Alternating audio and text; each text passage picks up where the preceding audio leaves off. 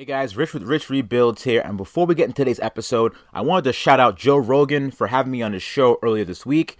If you want to hear Joe Rogan and I talk cars, aliens, Russian spy dolphins, and me starting my career in stand-up comedy, check out the link in the description below. Now, I have an incredibly frustrating episode for you today. The Model X build has become increasingly difficult as time goes on, and I'm realizing that there's a lot of differences between the Model S that I built years ago and the Model X from this generation. Now, if you aren't up to speed, the last few episodes consisted of me taking a few things apart here and there, removing the seats, losing cam. You guys remember cam, right? Checking for water in the motor by tilting the entire car, as well as using an ultrasonic cleaner to clean the corroded body control module. Now, I haven't been posting about the X because I took a little break and went to Florida to visit my friend Sam Crack the Snake, aka Judas. I'll address Sam the Snake in another video because I want to keep this one positive. But now I'm back to take another crack at this thing. Today I'm going to see if the BCM, also known as the body control module, that I cleaned actually does anything. Remember back in episode 3 where I cleaned the flooded circuit boards? Well, I tried an ultrasonic cleaner and ran it on a few cycles for 30 minutes and scrubbed the boards with a toothbrush until they were clean. Right now, you're looking at footage of me opening up the MCU to replace the Tegra module with a hack unit that allows me to read the car's diagnostics. Shout out to my buddy Phil for your help with this. I visited him in California last week. We had a great time, and I'll be doing a full video with him so you can see some of the cool things that he's up to. But this is kind of boring, so I'm going to take a minute to talk about where I get my cars from, which is today's video sponsor, IAA.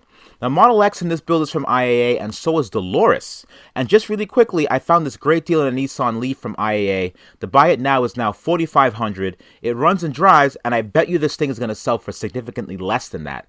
I'd probably bid $3,000 and see where it goes. Normally, no one cares about a Nissan Leaf, but if you look at this repossessed dune buggy, which is also on IAA, which doesn't come with the key, this is a great candidate for an electric motor swap. That's right, you swap the Nissan Leaf motor into the buggy. The bidding on the buggy is currently at $600, and you can easily sell the engine for that, and you have yourself a dirt cheap electric buggy for a nice cool project that you'll probably never finish. Click on the link in the description below to sign up for an IAA account to bid on cars, and use my code on the screen for $50 off. And you know what? If you want to lurk and just watch cars that you're interested in, just sign up for a free tier account so you can keep items on your watch list. Thanks IAA for sponsoring this episode. Now remember, the BCM came out pretty nice from the ultrasonic cleaner, so I put that and the MCU back in the car with the hacked Tegra unit. Now the first issue on this screen here is that it's not seeing the BMBs or battery management boards. We can't see individual voltages of each battery brick, and in this car there's 16. This could very well mean there's a problem with the battery pack itself, meaning there's probably water in it. Not only that, but the mileage on this pack is dangerously low. It only has 30 miles of range. However, it should stabilize since the car is unable to properly communicate with the battery. It also can't open and close the contactors to allow high voltage to flow from the battery to the car. So the voltage of this pack should stay around where it is for a while. All BMB or battery management boards are offline, meaning there's likely water in the battery pack as stated, but there is 311 volts showing up, so there's probably just only a little bit of water. But not worth it in my opinion, and this is exactly what Tesla is afraid of. Someone rebuilding a salvage flooded Tesla with water in the battery pack and then attempting to do something crazy like supercharge it. And if Tesla's safety devices don't catch it, it's not going to be pretty. It's not worth it to take the risk to save a couple bucks, so we're going to remove this flood battery and put in a non-flooded one. Thankfully, we just happen to have another battery pack from a wrecked non-flooded vehicle, so we're going to install that next. Let's get the Model X out of its cave, remove the old flood battery, and install the new one.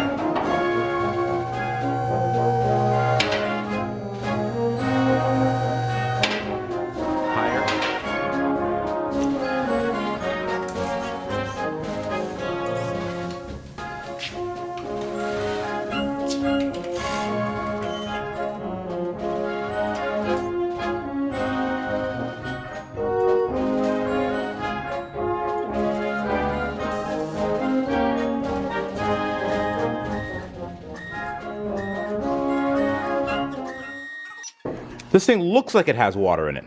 It does not look good. It is not a good looking battery. No, it's not. You want to bet a buck there's water in it now, or no? I'll still bet a buck there's no water in it. There's not a significant enough amount of water. See, now you're backpedaling a little bit. Now you're like, well, it's not significant. It smells like water in here. All right, let's pull it out. What do you see? Water, right? Water. Yeah. Who knew?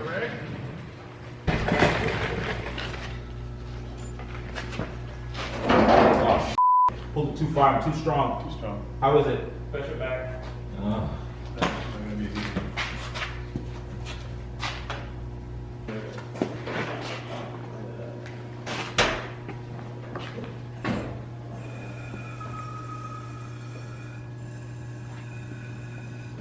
I think we're ready to drop it a little bit. Can you drop it, guys? Ryan, ready? Oh, yeah. Keep You going. see that?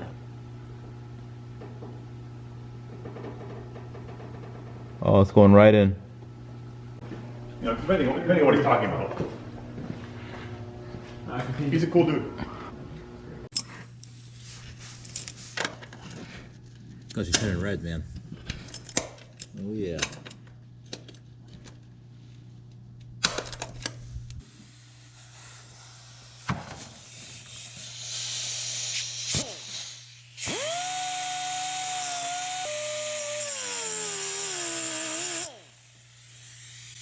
There you go.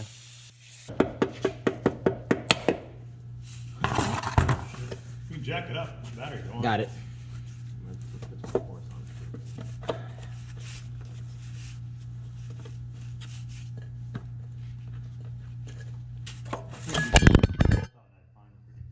There you go. Wow. How many more times does this have to happen, Guz? Before I learn my lesson. Don't ever doubt Rich. What is it, 13? I know.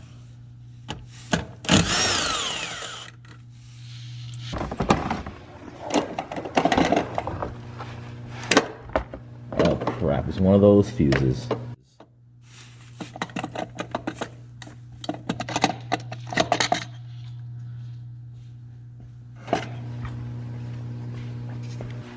There's not much in there, right? No.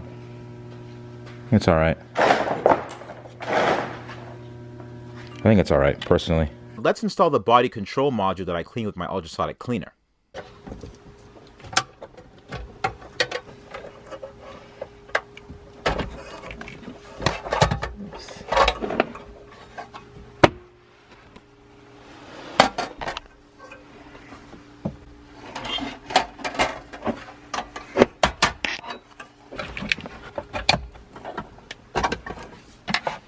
After replacing the BCM, it turns out it's too far gone to make the car drive safely, which is kind of what I suspected.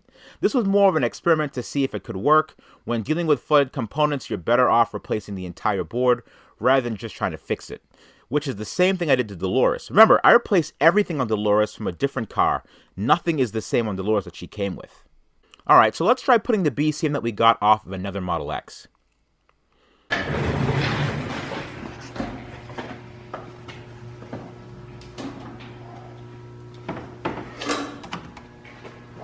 Oh,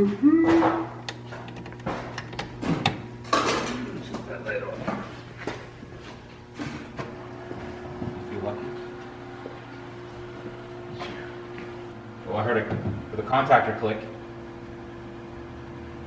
Radio? 233 miles. It's reading the pack voltage. I can't get in, but it's reading it.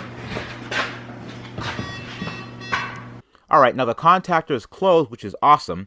The battery is good, and it's showing it has over 200 miles of range available, and we're able to read everything going on in the pack. But there's an issue with it not reading the key. Alright, let's do the obvious and put a new battery in the key. The BCM we got thankfully has a matching key that goes with it. Let's see what happens now.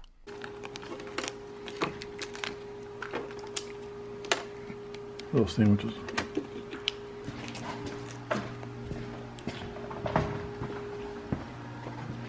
Okay, key is now inside. Turns out still nothing. The car will not go into drive, and that's the main goal, obviously. The battery is good, the BCM is good, but right now there's a security mismatch.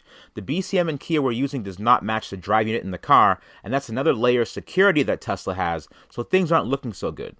But we do have options. Option 1, move 2 chips from the damaged flooded BCM to the new one. It should put the VIN information back. The chips are U14, which is the special EEPROM, and U39, which is the secure element. Now, the risks with this are messing up the soldering. If someone doesn't have good SMD rework, and it destroys both boards and work. Option 2, find the drive unit that matches the key and BCM that we got from a wrecked Model X. The problem with that is the key and the BCM are from a 90DX, and this one is a P90DX, meaning the non-flooded X has a less powerful rear drive unit. It's not the performance version. Option 3, call Tesla. Yeah, they'd have to send a Tesla Ranger out to match the key to the drive unit, and a car in this condition, well, to put it nicely, they'd probably rather focus their efforts into other vehicles. Find out which option we chose in the next episode, and until then, I will see you guys soon. Guys, what is this exactly? It's an aircraft heater.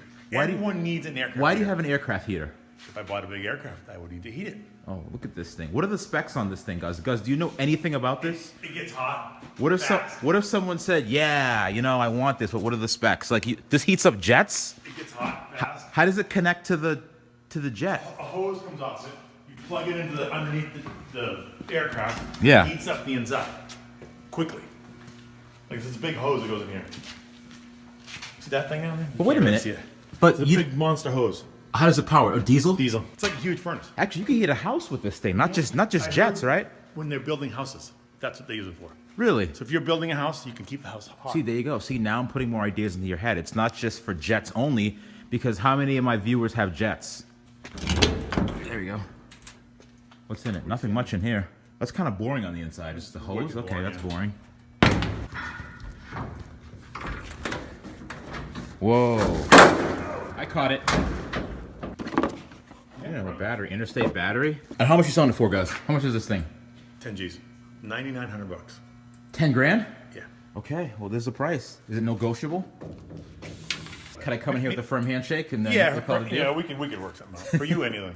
So this is the exhaust. That looks like your typical stack on one of those something else. brodozers. Those are like brodozer pickup trucks they have in the Yeah. beds. Yeah. And that oil dipstick. Okay, big flap. Wait a minute. This says FedEx on it. It's for a FedEx plane. Yeah. I don't know what they heated. The things, guys, this takes up so much room and you just bought it. You're trying to get rid of stuff. You want this for no reason whatsoever. I wonder how many square feet it'll heat. A lot. Whatever, yeah, probably what a big jet is. Yeah, because it's designed to heat the plane quickly. All right, well, there you go. I guess we're gonna see if anyone's interested in buying this thing, or at least call Guz to waste his time. Definitely call him to waste his time. Definitely tie your cake like, hey, Guz, hey, man, I don't want to buy I want this. to talk to you about that airplane heater. Yeah. What color is it? What color? Is it white? Does it have any scratches? Is it salvage? Well, wait, why are they selling it? I have no idea. Like, it's just crap that I buy for everything. It just seemed like a great idea.